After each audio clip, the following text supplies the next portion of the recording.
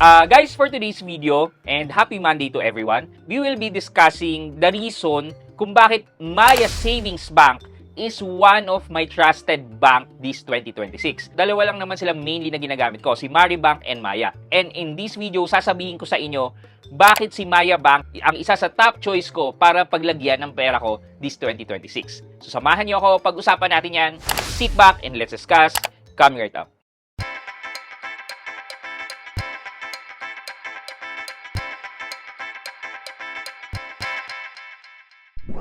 Hi guys, this is Pat and you're in Pat Quintos Review TV. So if you're new in my channel, I do reviews about personal finance na meron akong experience or meron na akong knowledge na ginawa ko na yan ng videos and playlists na makita nyo dito sa taas. At kung bago ka dito sa channel ko, you may want to consider subscribing to my channel. Na pag-usapan na natin to previously, lalo na yung kung yung pera mo ay less than 100,000 and below, magandang gamitin dyan si Maya. Ito ang exciting part kasi, if you have 100,000 pesos or less, then Maya Savings is a good option for you.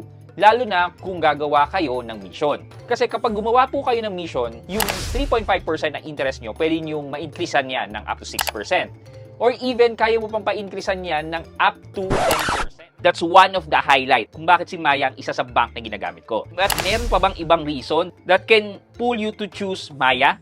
Well, ito i-enumerate ko po sa inyo. For my number 5 reason, Maya is a super app. Thus, meron siyang e-wallet and then meron din siyang savings. And maganda tong features na to kasi 'di ba, naririnig natin previously yung hacking about e-wallet and even yung bean attack natin. Yung bean attack naman natin is for mga banks na may ATM. Eh si Maya meron din siyang ATM. So, susceptible ba si Maya sa bean attack? Well, ito yung kinagandahan niyan. Yung ATM ni Maya is not directly linked sa savings mo. Thus, it helps prevent you sa bean attack. Eh di ba nasabi ko na nga sa inyo na huwag kayong maglagay ng savings nyo sa e-wallet. Lagi natin yan ilalagay sa savings account natin sa bank. So kung wala ka pong pera sa e-wallet, wala pong laman yung ATM nyo. Thus, kahit atakihin po yan ng mga hacker using the bean attack, safe po ang pera nyo sa loob ng inyong savings account. Number 4 reason. Ito siguro wala sa lahat, as in lahat ng ganitong features. Si Maya meron siyang time deposit. Well, marami naman ng mga banks ngayon and even online and digital banks ang nag-offer ng time deposit.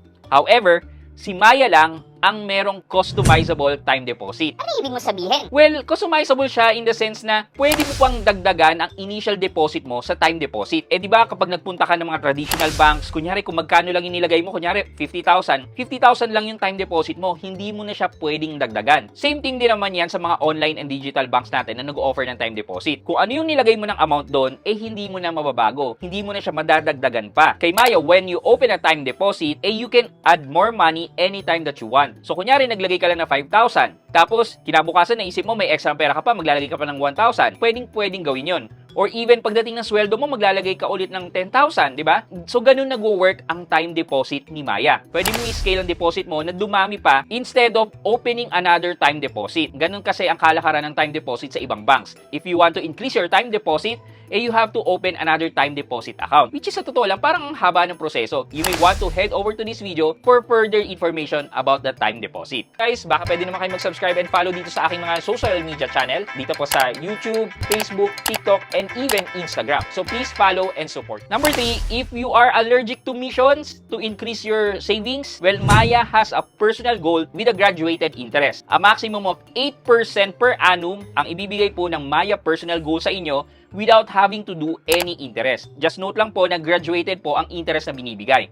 So kapag 100,000 pesos ang nilagay mo, that's 8%, so on and so forth. But the good thing here is you don't need to do any mission. Number 2 is, if you're up for the mission, your interest can go as high as 15% per annum. Ibig sabihin lang neto, if regular naman na gumagastos kayo at pinapadaan nyo lang sa loob ng Maya, okay na okay po gamitin itong Maya. Kasi po, mabibigyan po kayo ng up to 15% na interest rate na with deposit up to 100,000 pesos. Just to give you an example po, ito pong running interest na nakukuha ako kay Maya at 10% per annum na interest. Well, if you want to know more how you can get 10% interest, you can head over to this video.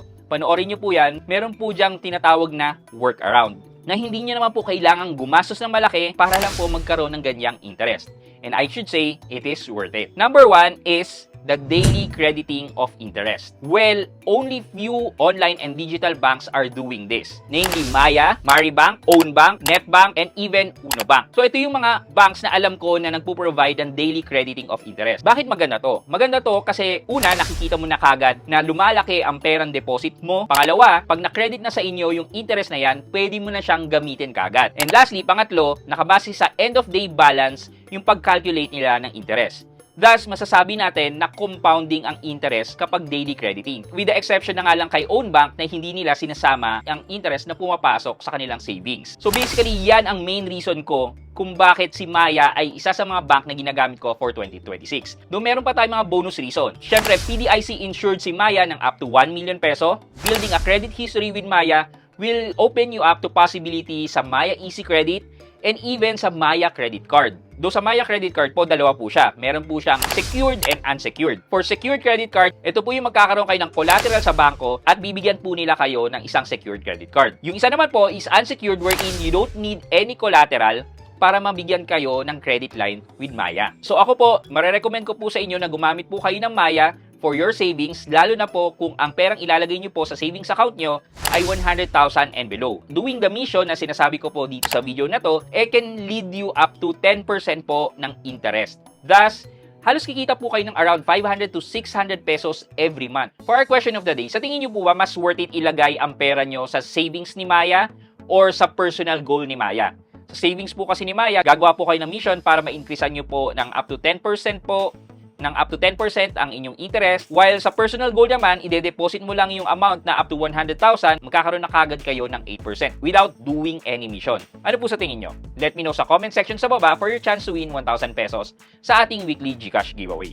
Yun lamang po for today's video, but before we end this video, mag-shoutout po muna tayo at shoutout kay Diana Lanzaderas 20 at Kodoku Yani 4452. Sabi po niya, sakto lang, nagkakape rin ako. Hehehe. Thanks for this video. Dami ko talaga natututunan sa iyo, Sir Pat. More videos to come and God bless. Thank you so much din po for the kind word and na-appreciate ko po ng sobra yung mga feedback na binibigay nyo. Maraming salamat po and these feedbacks helps me po to produce more videos na katulad nito. So thank you so much din po sa suporta na binibigay nyo. I hope you like this video, leave a thumbs up and if not, wala nang problema dyan, but continue to support me by subscribing to my channel by clicking the subscribe button and also the bell button sa tabing subscribe para makareceive kayo ng latest notification sa lahat ng upload ko. Again guys, this is Pat Quinto and you're in Pat Quinto's Review TV. Bye-bye!